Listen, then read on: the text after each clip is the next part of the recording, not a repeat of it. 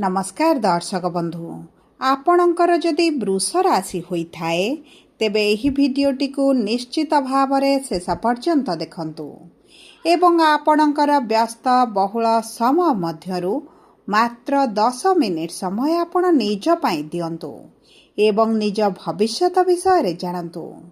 एही भिडियो रे आपणकर संपूर्ण मे मासटी केमिति रहिबो, ग्रह मानकर गोचर आपणक जीवन रे किभଳି प्रभाव पकाइबा पाई जाउछि सेही विषय रे विस्तृत भाव रे आलोचना करिबा।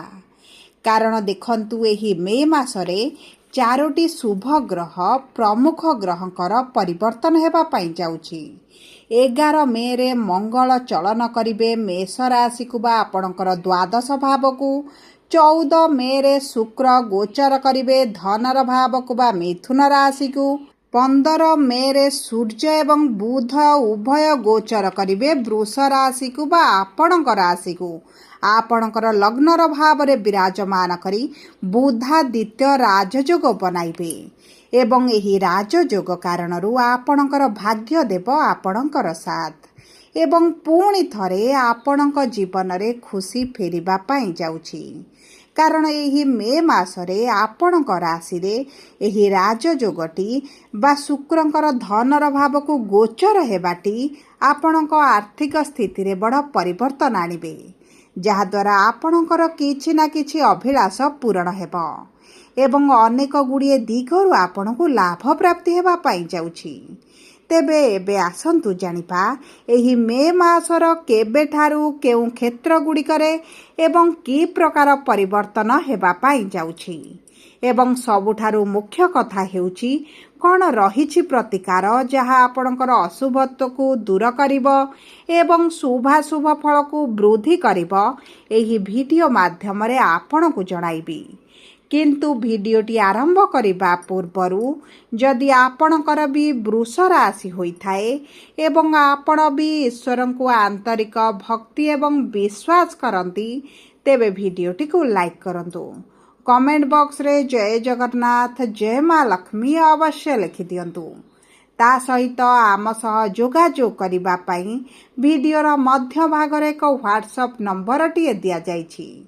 जो नंबर साहाय्य आपण आम सह जोगाजोग करी निजर नूतन कुंडली प्रस्तुत करि पारिबे, कुंडली विश्लेषण कराई पारिबे किंबा आपणकर चाकरी विवाह व्यवसाय प्रेम संपर्क शिक्षा स्वास्थ्य संतान को नहीं किछि समस्या रहिछि ताहार सहजरे एवं स्वल्प मूल्य रे समाधान करि पारिबे।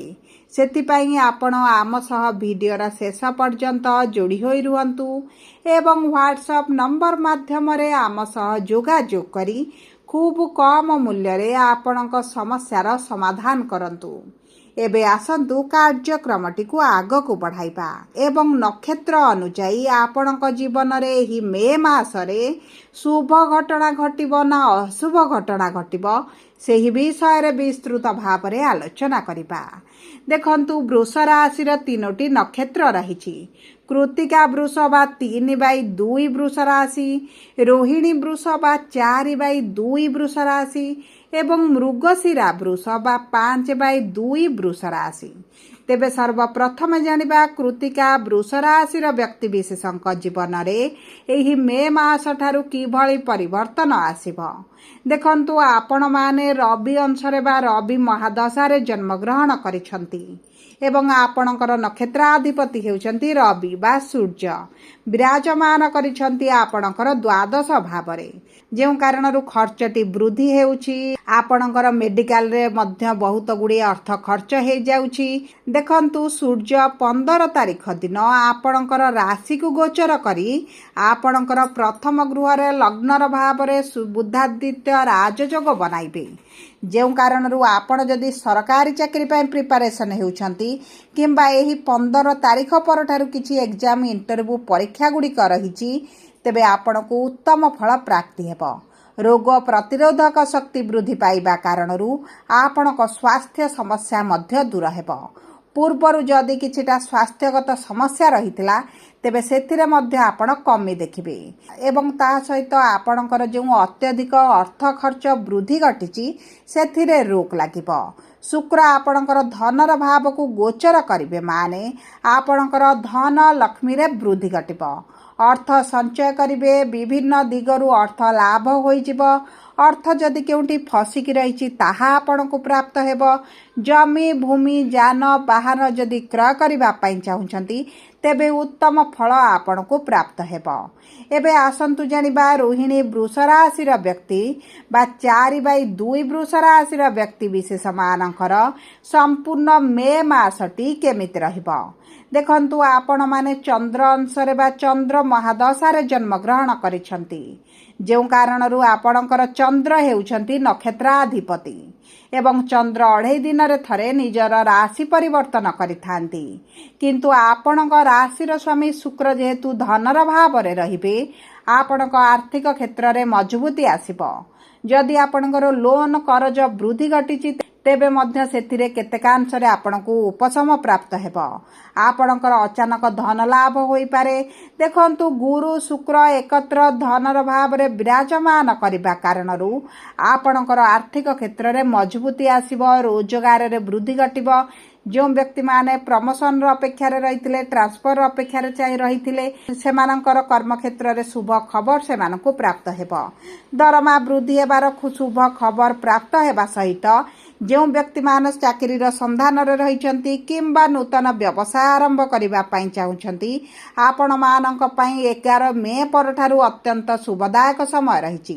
କାରଣ ଦ୍ୱାଦଶ ଭାବକୁ ମଙ୍ଗଳ ସ୍ୱରାଶିରେ ବିରାଜମାନ କରି ଆପଣଙ୍କର ବିଦେଶ ଯିବାର ଯଦି ସମସ୍ୟା ହେଉଥିଲା, ଘରଠାରୁ ଦୂରରେ ରହି କିଛି କାର୍ଯ୍ୟ କରିବା ପାଇଁ ଚାହୁଁଥିଲେ, ସେହି ସବୁ କ୍ଷେତ୍ରରେ ଶୁଭ ଫଳ ପ୍ରାପ୍ତି ହେବ।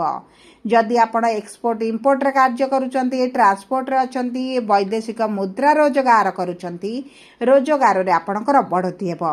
ଯେଉଁମାନେ ସ୍ୱାସ୍ଥ୍ୟ ସେବା କ୍ଷେତ୍ର ରିଲେଟେଡ୍ କିଛି କାର୍ଯ୍ୟ କରୁଛନ୍ତି ସେମାନଙ୍କୁ ଉତ୍ତମ ଫଳ ପ୍ରାପ୍ତି ହେବ। ଦେବଗୁରୁ ବୃହସ୍ପତି ଦ୍ୱିତୀୟ ଭାବରେ ରହି ଅଷ୍ଟମ ଭାବକୁ ସପ୍ତମ ଦୃଷ୍ଟି ପ୍ରଦାନ କରୁଥିବାରୁ ଆପଣଙ୍କୁ କିଛି ଅଚାନକ ଧନ ଲାଭ ମଧ୍ୟ ହୋଇପାରେ। ଯଦି ପୈତୃକ ସମ୍ପତ୍ତିକୁ ନେଇ କିଛି ସମସ୍ୟା ଚାଲିଛି, ବାଧା ବିଘ୍ନ ଅଛି, କୋର୍ଟ କଚେରୀ କେସ୍ ମଧ୍ୟ ଚାଲିଛି, ତେବେ ମଧ୍ୟ ଆପଣଙ୍କ ପ୍ରାପ୍ୟ ଆପଣଙ୍କୁ ପ୍ରାପ୍ତ ହୋଇଯିବ। ତା ସହିତ ଯଦି ଆପଣଙ୍କ କର୍ମକ୍ଷେତ୍ରରେ ମିଥ୍ୟା ଅଭିଯୋଗ ରହିଛି କିମ୍ବା କୌଣସି କାରଣବଶତଃ ଆପଣଙ୍କର ଚାକିରି ବ୍ୟବସାୟରେ ସମସ୍ୟା ଆସୁଛି, ତେବେ ସେହି ବିପରୀତ ପରିସ୍ଥିତିରୁ ଆପଣ ବାହାରକୁ ଆସିବେ ଏବଂ ଆପଣଙ୍କର ଭୋଗ ବିଳାସ ଐଶ୍ୱର୍ଯ୍ୟରେ ବୃଦ୍ଧି ଘଟିବ। କେତୁ ଯେହେତୁ ସ୍ୱନକ୍ଷତ୍ରରେ ପ୍ରବେଶ କରିଛନ୍ତି, ଆପଣଙ୍କର ନିଶ୍ଚିତ ଭାବରେ ମାତାଙ୍କ ସହିତ ଯେଉଁ ସମସ୍ୟା ଚାଲିଥିଲା, ମାତାଙ୍କ ସ୍ୱାସ୍ଥ୍ୟକୁ ନେଇ ଯେଉଁ ଚିନ୍ତିତ ରହିଥିଲେ, ସେହି କ୍ଷେତ୍ରରେ ଆପଣ ଉନ୍ନତି ନିଶ୍ଚିତ ଭାବରେ ଦେଖିବେ। ଏବେ ଆସନ୍ତୁ ଜାଣିବା ମୃଗଶିରା ବୃଷ ରାଶି ବା 5/2 ବୃଷ ରାଶିର ବ୍ୟକ୍ତିବିଶେଷମାନେ ମଙ୍ଗଳ ଅଂଶରେ ବା ମଙ୍ଗଳ ମହାଦଶାରେ ଜନ୍ମଗ୍ରହଣ କରିଥାନ୍ତି ଏବଂ ମଙ୍ଗଳ ଆପଣଙ୍କର ନକ୍ଷତ୍ରାଧିପତି ଆପଣଙ୍କର ଏକାଦଶ ଭାବରେ ଆପଣଙ୍କର ମନସ୍କାମନାର ଭାବରେ ବିରାଜମାନ କରିଛନ୍ତି। ଦୀର୍ଘ ଦିନର ଯଦି କିଛି ଅଭିଳାଷ ରହିଛି ତାହା ଆପଣଙ୍କର ପୂରଣ ହୋଇଯିବ। ଗୃହରେ ଶୁଭ କାର୍ଯ୍ୟ ବା ମାଙ୍ଗଳିକ କାର୍ଯ୍ୟ ଅନୁଷ୍ଠିତ ହୋଇପାରେ। ଯଦି ଆପଣଙ୍କର ବିବାହରେ ପୂର୍ବରୁ ସମସ୍ୟା ଆସୁଥିଲା, ବାଧା ଆସୁଥିଲା, ବିବାହ ହୋଇପାରୁନଥିଲା କିମ୍ବା ଆପଣଙ୍କ ବିବାହରେ ଅଚାନକ କିଛି ବିଘ୍ନ ଘଟୁଥିଲା, ତେବେ ମଧ୍ୟ ଆପଣଙ୍କର ଏହି ସମସ୍ୟା ଗୁଡ଼ିକ ଦୂର ହୋଇଯିବ। ଆପଣଙ୍କର ଶୁକ୍ର ଯେହେତୁ ରାଶ୍ୟାଧିପତି ସପ୍ତମ ଦୃଷ୍ଟି ସପ୍ତମ ଭାବକୁ ପ୍ରଦାନ କରୁଛନ୍ତି, ବିବାହ ପାଇଁ ଅତି ପ୍ରବଳ ଯୋଗ ବନୁଛି। ତା ସହିତ ଯଦି ଆପଣ ପ୍ରେମ ସମ୍ପର୍କରେ ରହିଛନ୍ତି, ପ୍ରେମ ବିବାହ କରିବା ପାଇଁ ଚାହୁଁଛନ୍ତି, ଉତ୍ତମ ଫଳ ଆପଣଙ୍କୁ ପ୍ରାପ୍ତ ହେବ। ଯଦି ଆପଣ ପାର୍ଟନରସିପ୍ରେ କିଛି କାର୍ଯ୍ୟ କରୁଛନ୍ତି, ତେବେ ଆପଣଙ୍କର କିଛିଟା ମନମାଳିନ ମତଭେଦ ମଧ୍ୟ ଦେଖାଦେଇପାରେ। ସେଥିପ୍ରତି ଆପଣଙ୍କୁ ଦୃଷ୍ଟି ଦେବାକୁ ପଡ଼ିବ। ବାଣୀରେ ମଧୁରତା ଆଣିଲେ ଆପଣଙ୍କର ଅଧିକାଂଶ କାର୍ଯ୍ୟ ସଫଳ ହୋଇଯିବ। ଯେଉଁ ବ୍ୟକ୍ତିମାନଙ୍କର ସନ୍ତାନ ପ୍ରାପ୍ତିରେ ବିଳମ୍ବ ହେଉଥିଲା, ସନ୍ତାନ ସୁଖରୁ ବଞ୍ଚିତ ରହିଥିଲେ, ଆପଣଙ୍କୁ ସନ୍ତାନ ପ୍ରାପ୍ତି ନିଶ୍ଚିତ ଭାବରେ ହୋଇଯିବ। କାରଣ ବୁଧ ଯିଏ ଆପଣଙ୍କର ପଞ୍ଚମାଧିପତି ବା ଆପଣଙ୍କର ତ୍ରିକୋଣର ସ୍ୱାମୀ ଅଟନ୍ତି, ଆପଣଙ୍କର ରାଶିକୁ ଗୋଚର କରୁଥିବାରୁ ଆପଣଙ୍କ ସନ୍ତାନ ସୁଖର ଲାଭ ମଧ୍ୟ ପ୍ରାପ୍ତ ହେବ। ସବୁ ପରେ ଆପଣଙ୍କର ଅଶୁଭତ୍ୱକୁ ଦୂର କରି ଶୁଭାଶୁଭ ଫଳକୁ ବୃଦ୍ଧି କରିବା ପାଇଁ ଆପଣ ପ୍ରତିଦିନ ଶୁକ୍ରଙ୍କର ବୀଜ ମନ୍ତ୍ର 108 ଥର ପାଠ କରନ୍ତୁ। छोट कन्या मानक शुक्रवार दिन किछिटा मनपसंदर जिनिस दान कर दियंतु। ता सहित देवगुरु बृहस्पतिंकर बीज मंत्र जप करंतु। आर्थिक समस्या वृद्धि घटितिले श्री सूक्तम पाठ करंतु बा लक्ष्मींकर 10 नाम को जप करंतु। प्रातः समय सूर्य को जल अर्पण करंतु। आपणक कर्म क्षेत्र में मान सम्मान वृद्धि घटिब। जदि आपणकर वृष राशि होता है भिडियोटी किभली लागला कमेंट बॉक्स रे लिखि जणांतु। जदि आपणक प्रियजनकर वृष राशि होता है भिडियोटी तांको सहित शेयर करंतु। जदि प्रथम थर आम चैनल को आसी चैनल टी को सब्सक्राइब करंतु। धन्यवाद।